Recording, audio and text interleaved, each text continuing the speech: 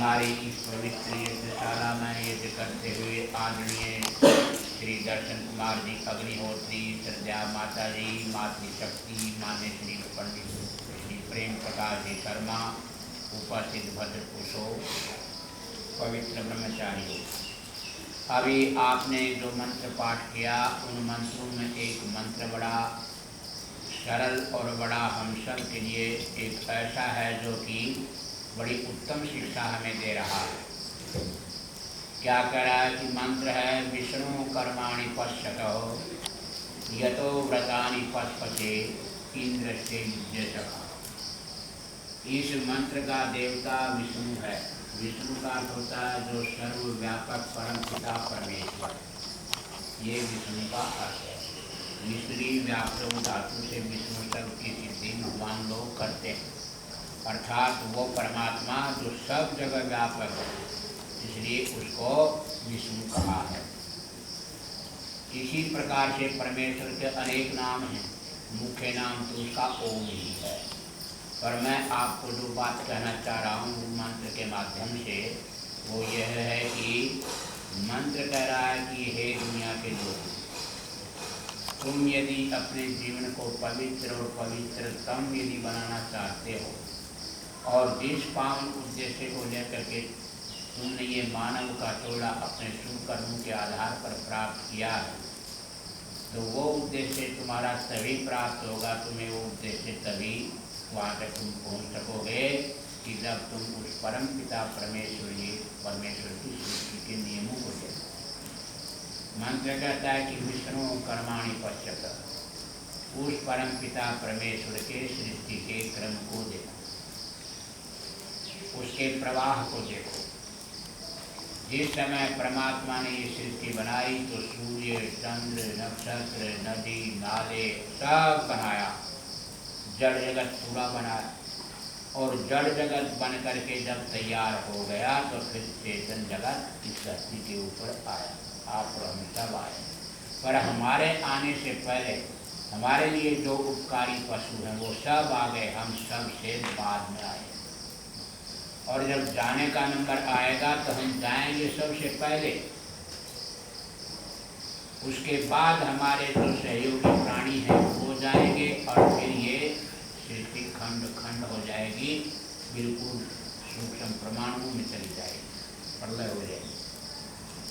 तो यहाँ क्या कहा कि उस परम पिता परमेश्वर की सृष्टि के प्रवाह, क्या उसका प्रवाह, क्या उसका समय, सूर्य उदित होता है पूर्व और पश्चिम में अस्त होता है, उसका एक समय है। चाहे सर्दी हो, चाहे गर्मी हो, चाहे वर्षा हो, चाहे कोई भी आंधी तूफान, कोई भी विघ्न बाधा हो, पर सूर्य कभी भी एक क्षण, एक सेकंड, क्या उसका शतांश भी आगे पीछे नहीं होता, क्योंकि उसका निर्माण करने वाला कौन है? परम पिता परमेश्वर, तो स्वयं व्यवस्थित, स्वयं नियमित है। यदि बुद्धि का आचार्य स्वयं व्यवस्थित, स्वयं नियमित है तो ब्रह्मचारी भी सुव्यवस्थित है। इसी प्रकार से यदि हमारा राजा भी सुव्यवस्थित और नियमित और व्यवस्था में चलता है तो प्रजा भी हमारी व्यवस्था में चलती है। इसलिए कहा कि तुम परमात्मा के गुणों को देखो, उनको धारण करो, जिससे तुम्हारे क्या परमात्मा ने सूर्य बना तो अपनी परिधि में, अपनी सीमा में, अपने समय पर, ऐसे ही चंद्रमा बना, ऐसे ही ऋतुओं का एक क्रम बनाया। तो यहाँ क्या कहा कि यतो व्रतानि पश्यते, जिससे कि हम नियम धर्म का पालन कर सकें, इसलिए उस परमेश्वरीय सृष्टि के प्रवाह को देखो और देख करके तुम शिक्षा लो। तो ये भाव था, ये उपासकों, ब्रह्मचारियों, आप लोगों को सबको हमारा जो है अत्यंत निकटता, अत्यंत पार्श्वता, यदि हमारा कोई विशेषी है, मित्र है, तो क्या है?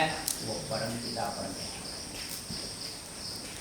ये संसार के जितने भी हमारे संबंध हैं, कोई छोटा है, कोई बड़ा है, कोई भाई है, कोई बहन है, कोई माँ है, कोई पिता है, कोई और जितने भी संबंध हैं, सब के सब कितने समय के लिए? थोड़े समय के लिए। आपकी जितनी आयु है मेरी इतनी आयु, मेरा संबंध इतने दिन है, और जब तक आप और हम रहेंगे तब तक हमारा संबंध है। और उसके बाद कौन कहाँ अपने कर्मों के आधार पर परमेश्वरी व्यवस्था से कहाँ ये आत्माएं जाती हैं, कहाँ से आती उत्तर जी करती हो, मतलब कैसे चली जाती हैं। तो हमारा स्थायी संबंध नहीं है किसी व्यक्ति से, अपितु स्थायी संबंध है तो संबंध जोड़ना है तो किससे, परम पिता परमेश्वर से। मंत्र में कहा कि इंद्र से युज्य सखा, युज्य का शब्द नजदीक का, परम और इंद्र नाम है जीवात्मा का। जीवात्मा का यदि सच्चा और नजदीक का यदि कोई सखा है, मित्र है, तो कौन है, परम पिता परमेश्वर है। छांदोग्य उपनिषद में बहुत अच्छी बात कही है। इस समय मैत्रेयी और कात्यायनी जब घर में रह रही थी याज्ञवल्क्य जी के पास, तो मैत्रेयी तो ब्रह्मवादी थी, कात्यायनी से क्रिया कार्यों में चतुर थी। और याज्ञवल्क्य जी ने जब ये विचार किया कि मुझे संन्यास लेकर के, वानप्रस्थ लेकर के कुछ घर के ऊपर को साधना कर, जब उनके मन में ये विचार आया तो विचार किया कि ये जो घर की संपत्ति है, ये घर बार है, ये खेत खलिहान है, ये कहीं बहन है, जो भी कुछ है, ये मैं इन दोनों में हिस्सा बराबर दे करके मैं नीति जो दूँगा, जिससे मैं पीछे से कर लूँगा। तो मैत्रेयी को बुलाया, मैत्रेयी से कहा कि मैत्रेयी अब मैं स्नान इस घर से ऊपर उठना, इसलिए कि उस परमात्मा की प्राप्ति के लिए, तृतीय आसन के सेवन के लिए, वानप्रस्थ के लिए, और तुम इस घर में रहो, सुखपूर्वक रहो, अनुकूल रहो, मैं तुम्हारा हिस्सा तुम्हें देता हूँ, कात्यायनी का कात्यायनी को देता। तब उस समय वो क्या कहती, मैत्रेयी नैवार उसमें कहती, मुझे तो ये धन संपत्ति नहीं चाहिए, मुझे क्या चाहिए, जीना अहम अमृता शाह, जिससे मैं मरण और जीने के चक्कर से छूट जाऊँ, मैं अमर हो जाऊँ, मुझे तो वो संपत्ति। तो उस समय याज्ञवल्क्य कहता है कि नैवारे पुत्रस्य कामाय पुत्रं प्रियं भवति, आत्मनस्तु कामाय पुत्रं प्रियं भवति। ये संसार के संबंध में ही सब थोड़े समय को क्या करो, ये न तो किसी माता पिता को पुत्र प्यारा है, पुत्र के कारण अपितु अपने स्वार्थ के लिए अपना पुत्र प्यारा हो सकता है। नैवारे पत्यु कामाय, पति प्रिय होती किसी महिला को अपना पति ये आदरणीय स्नेह का पात्र नहीं तो उसका पति है, नहीं तो अपितु अपने स्वार्थ के लिए, ये याज्ञवल्क्य करता मैं नहीं करता। नैवारे भार्या कामाय, भार्या प्रिया भवति, आत्मनस्तु कामाय भार्या प्रिया भवति, किसी पुरुष को अपनी स्त्री इसलिए प्यारी नहीं कि उसकी स्त्री है, नहीं, वो अपने स्वार्थ के लिए कि ये मेरे कुल की संचाली का, कुल की जीव पैसा से पैदा होंगे, मेरा दरबार चलेगा, मेरा प्रवाह चलेगा, इसलिए वो।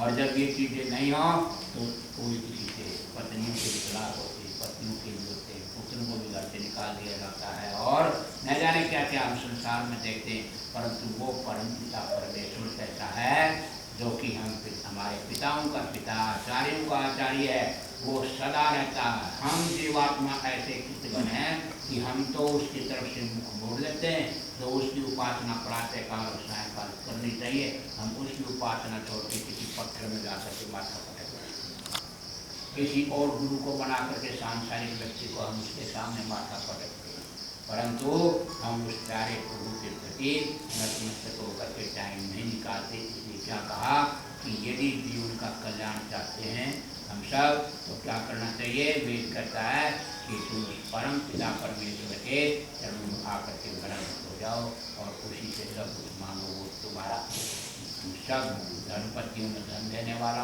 माता पिताओं में माता पिता, आचार्य सब कुछ देने वाला। अभी मंत्र पढ़ा आपने, त्वमेव धनदास, ये मंत्र माए, क्या तू ही धनों का देने वाला है। धन आध्यात्मिक धन भी हो सकता है, भौतिक धन भी हो सकता है, शारीरिक ताकत भी हो सकती है, बौद्धिक विकास भी हो सकता है। तो ये भाव इन मंत्र का था, और ये जैसा समय हुआ ओ